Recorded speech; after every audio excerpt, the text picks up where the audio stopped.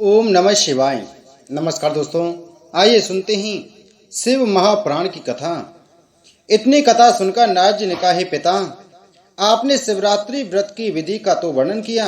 अब मेरी यह इच्छा है कि आप उस उद्यापन की विधि को और सुनाने की कृपा करें, जिसे के करने से शिव जी का व्रत पूर्ण होता है, जिसके द्वारा शिव जी अपने भक्तों पर प्रसन्न होकर दोनों लोकों की कामनाएं पूर्ण करते हैं।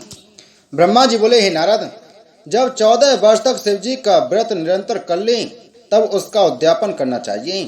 उद्यापन की विधि इस प्रकार है कि त्रयोदशी के दिन संयम पूर्वक रहे तथा चतुर्दशी के दिन निर्जल व्रत धारण करे। शिव जी का धाम दिव्य मंडल, जिसे गौरी तलक कहा जाता है, की रचना करके लिंग तो भद्र तथा सर्व तो भद्र चक्र बनावे। यहाँ 8 कलशों की स्थापना कर उन्हें फल फूल तथा वस्त्रों से सुसज्जित करें। कलश के ऊपर शिव, गिरजा एवं नंदीश्वर की स्वर्ण प्रतिमाओं की स्थापना करें। इन तीनों मूर्तियों को अपनी सामर्थ्य के अनुसार स्वर्ण से बनवाना चाहिए। इतना सब करके दीपक जलाकर दाहिनी ओर रखे तथा प्रसन्नता पूर्वक रात्रि भर जागरण करके चारों पहरों में शिव जी का 4 बार पूजन करें। हे नारद, इस प्रकार रात्रि भर पूजन करने के उपरांत प्रातः काल होने पर पुनः स्नान करें तथा सबके साथ मिलकर शिव जी का पूजन करें। फिर हवन करने के पश्चात ब्राह्मणों को भोजन करावें और उन्हें वस्त्र, आभूषण, धन आदि दान में देकर प्रसन्न करें। जिस आचार को वर्ण किया हो उसकी सबसे अधिक सेवा करें। उसे विधि पूर्वक गोदान करें तथा समस्त सामग्री सहित शिव, गिरजा एवं नंदी की स्वर्ण मूर्तियां उसी को दे दें। आचार्य को दंडवत प्रणाम करने के पश्चात शिव जी को पुष्पांजलि भेंट करता हुआ स्तुति करें। तदुपरांत ब्राह्मणों की आज्ञा अनुसार स्वयं भी परिवार सहित भोजन करें। जो लोग साधन संपन्न हों उन्हीं के लिए यह उद्यापन कहा गया है। जो सामर्थ्यहीन हों वे साधारण रीति से पूजन करके शिव जी को केवल पुष्पांजलि भेंट द्वारा ही अपना उद्यापन पूरा कर सकते हैं। उद्यापन कर लेने से व्रत पूर्ण हो जाता है। नारद जी ने कहा, हे पिता, शिवरात्रि व्रत का महत्व सुनने से अभी मेरी तृप्ति नहीं हुई है। अस्तु आप मुझे यह बताने की कृपा करें कि जिन लोगों ने बिना जाने हुए शिवरात्रि का व्रत किया उन्हें क्या फल प्राप्त हुआ है। यह सुनकर ब्रह्मा जी ने कहा, हे पुत्र, मैं इस संबंध में तुम्हें एक कथा सुनाता हूँ जो सब प्रकार से आनंद प्रदान करने वाली है।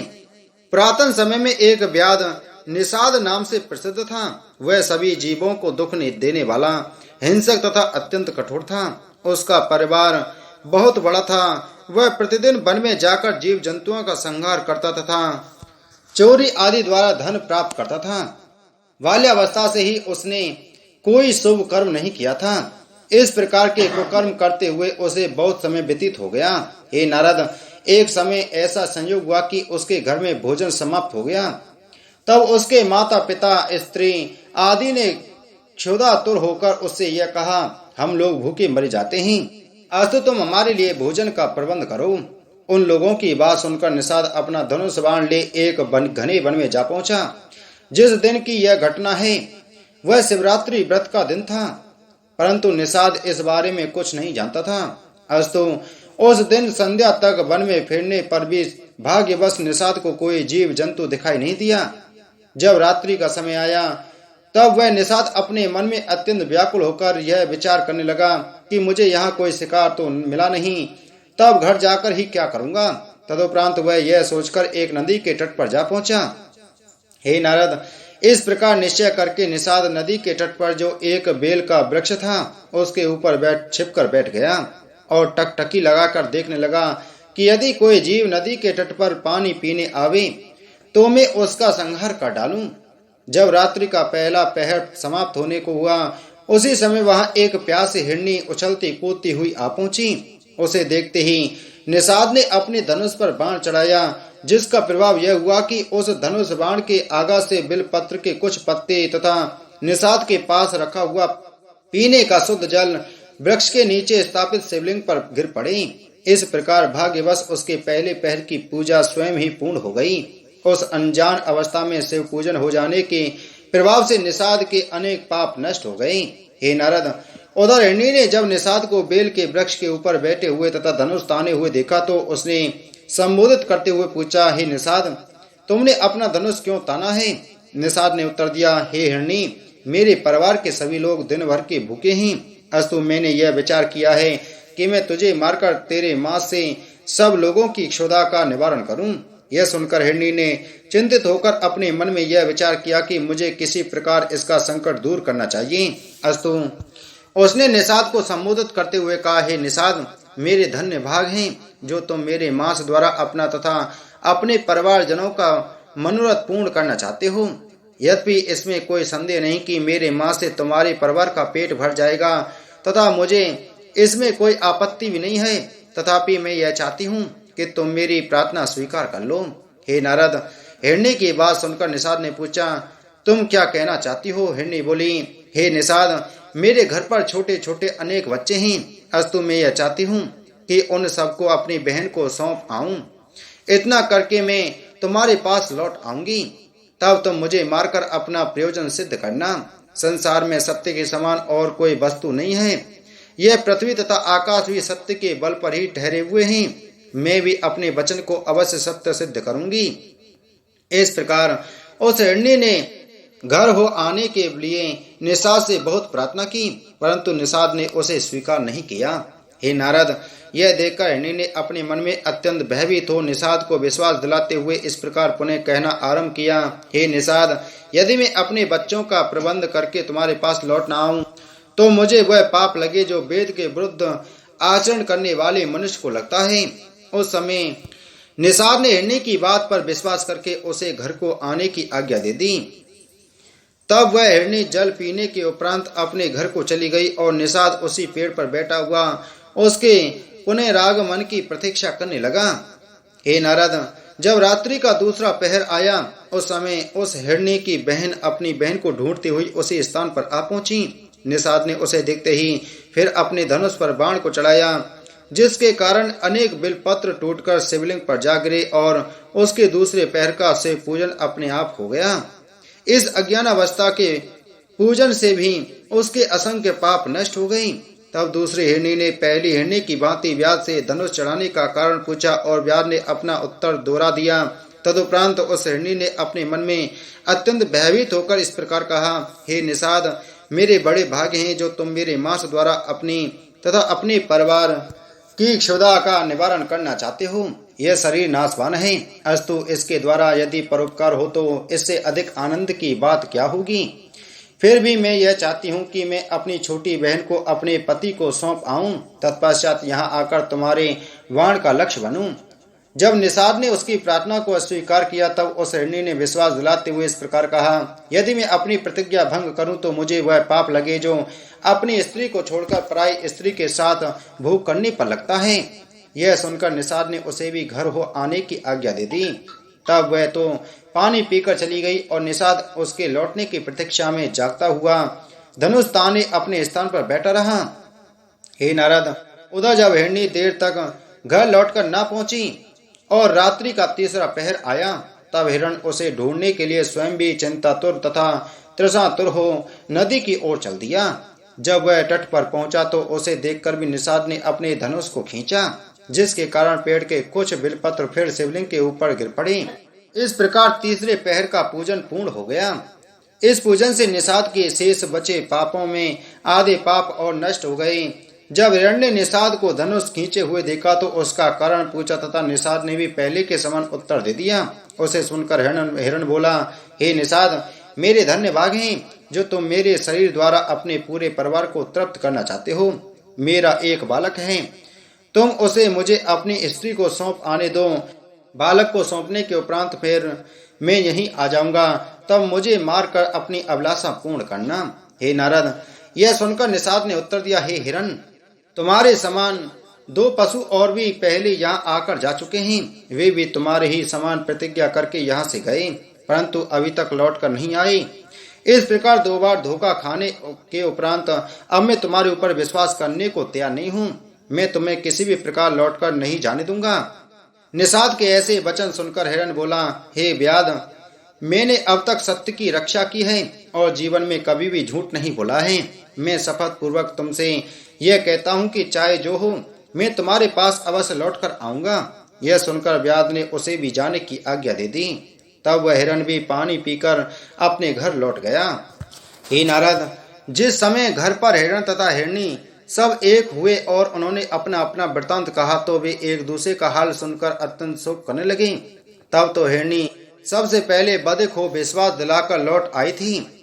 वह अपने पति से इस प्रकार कहने लगी, हे स्वामी, सर्वप्रथम मैं उस बधिक से प्रतिज्ञा करके आई हूँ, आप यहीं घर में रहकर बच्चों का पालन करते रहें। यह सुनकर दूसरी हिरणी ने कहा, नहीं बहन, यह कभी नहीं हो सकता। पहली स्त्री घर की स्वामिनी कहलाती हैं। अस्तु मैं आपको न जाने देकर स्वयं उस बधिक के पास जाऊंगी। अपनी दोनों स्त्रियों की ऐसी बातें सुनकर हिरण ने कहा, पुरुष के रहते हुए स्त्री का जाना श्रेष्ठ नहीं है। अस्तु मैं अपने मांस से उस बधिक के परिवार को तृप्त करूंगा। बच्चों का पालन केवल माता ही कर सकती है। अपने पति के ये वचन सुनकर हिरनियों ने एक साथ कहा, हे स्वामी, हम विधवा होकर इस घर में कभी नहीं रहेंगी।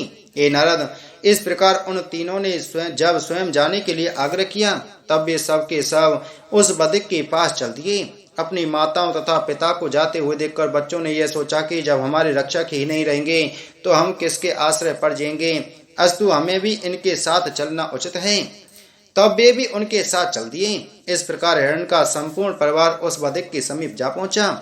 जब बधिक ने उन सबको अपने पास आते हुए देखा तो पूर्व की भांति फिर अपना धनुष चलाया तो बिलपत्र तथा जल पुनः शिवलिंग के ऊपर गिर पड़े और उसके चौथे पैर का पूजन समाप्त हो गया। चौथा पूजन होते ही बधिक के संपूर्ण पाप नष्ट हो गए। तब उसे श्रेष्ठ बुद्धि तथा उत्तम ज्ञान की प्राप्ति हुई। जिस समय हिरण ने दोनों हिरनियों तथा बच्चों के सहित उसके पास जाकर यह कहा, हे बधिक, अब तुम हमारे शरीर को शुद्ध करके हम सब का संहार करो। निषाद अपने मन में इस प्रकार विचार करने लगा कि जिन पशुओं को बुद्धिहीन कहा जाता है वे मनुष्य की अपेक्षा कहीं अधिक धन्य हैं, क्योंकि वे अपने शरीर को नष्ट करके भी पराया उपकार करने को तैयार रहते हैं। न जाने इन अशुभ कर्मों के कारण मैं किस अवस्था को प्राप्त होऊंगा। हे नारद, इस भांति अपने मन में निश्चय करके बधिक ने आंखों से आंसू बहाते हुए उन हिरणों को संबोधित कर उच्च स्वर में कहा, हे शुद्ध पशुओं, तुम अपने घर लौट जाओ। तुम्हारा जीवन तथा तुम्हारा धर्म धन्य है। मैं तुम्हें प्रतिज्ञा के बंधन से मुक्त करता हूँ। जिस समय निषाद ने उच्च स्वर से यह शब्द कहा उसी समय शिवजी अत्यंत प्रसन्न होकर उसके सम्मुख प्रकट हो गए। उन्होंने बधिक का हाथ पकड़ते हुए इस प्रकार कहा, हे निषाद, हम तुमसे अत्यंत प्रसन्न हैं। तुमने शिवरात्रि का व्रत रखकर अपने संपूर्ण पापों को नष्ट कर दिया है। अब तुम्हारी जो इच्छा हो वह वर हमसे मांग लो। हे नारद, भगवान सदाशिव के श्रीमुख से यह वचन सुनकर निषाद उनके चरणों पर गिर पड़ा। फिर हाथ जोड़े हुए केवल यह कहा, हे प्रभु, मैंने आपके दर्शन करके ही सब कुछ पा लिया है। तब भगवान भूत भावन ने अत्यंत प्रसन्न होकर उसका नाम स्कंद रखा और स्वयं ही अनेक वर देते हुए यह कहा, हे निषाद, तुम्हारे सभी मनोरथ पूर्ण होंगे। तुम श्रृंगवेरपुर को अपनी राजधानी बनाकर वहां सुखपूर्वक राज्य करो। तुम्हारे अनेक संतानें होंगी तथा सभी देवता तुम्हारी प्रशंसा किया करेंगे। हमारे भक्त श्री रामचंद्र जी तुम्हें अपना सेवक जानकर अत्यंत कृपा करेंगे। वे तुम्हारे घर पधार कर तथा तुम्हें अपना मित्र बनाकर संसार में यश प्रदान करेंगे। इतना कहकर भगवान सदाशिव मौन हो गए। हे नारद, भगवान भूत भावन के दर्शन पाने से उन हिरणों के भी समस्त पाप नष्ट हो गए। तब उन्होंने भी मृग योनि त्याग कर देव स्वरूप प्राप्त किया। तदुपरांत वे शिवजी की कृपा से विमानों पर आरूढ़ हो देवलोक को चले गए। वे मृग आज तक नक्षत्र रूप से आकाश में दिखाई देते हैं। इस चरित्र को करने के उपरांत भगवान सदाशिव प्रत्यक्ष रूप से तो अंतर्ध्यान हो गए तथा लिंग रूप से वहीं स्थित होकर व्याघेश्वर के नाम से प्रसिद्ध हुए। व्याघेश्वर शिवलिंग अर्बुदगिरी पर स्थित है। श्री शिवजी की कृपा से वह व्याध भी स्कंद नाम से प्रसिद्ध हो श्रृंगवेरपुर में जा पहुंचा तथा समस्त भीलों का राजा बनकर सुखपूर्वक राज्य करने लगा। जब त्रेता युग में राजा रामचंद्र जी ने अवतार लिया तो उन्होंने स्कंद के घर पहुंचकर उसे बहुत सम्मानित किया। रामचंद्र जी ने अत्यंत कृपा करके उसे शिवजी की भक्ति प्रदान की तथा शिवजी के अनुग्रह से वह इस लोक में सब प्रकार के सुख भोग कर अंत में सायुज मृत्यु को प्राप्त हुआ। हे नारद, शिवरात्रि के व्रत की ऐसी महान महिमा है कि उस व्याध ने अनजाने में ही शिवरात्रि का व्रत करके मुक्ति को प्राप्त कर लिया। सभी वेद तथा प्राणों ने शिवरात्रि व्रत को सब व्रतों का स्वामी कहा है। व्यागेश्वर शिवलिंग का यह चरित्र भी संपूर्ण मनोकामनाओं को पूरा करने वाला है। जो लोग इस चरित्र को पढ़ते, सुनते अथवा दूसरों को सुनाते हैं, वे दोनों लोकों में आनंद प्राप्त करते हैं।